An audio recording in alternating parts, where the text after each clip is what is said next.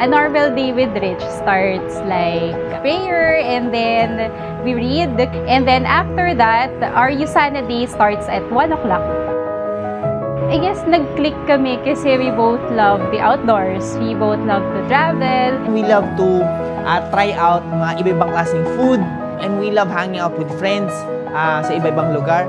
Traveling, dun kami talaga nag-click. Every Thursday, that's Thursday date. Kasi the rest of the week, we dedicate it to Usana talaga. What made me decide to really stay with Rich and also with Usana, kasi it's a package deal, I know. Kasi I know how he cares for everyone. Sobrang thankful ako. The whole run, 70 to 80% was her. Ang thank you for running Art to Star. I had a great teacher.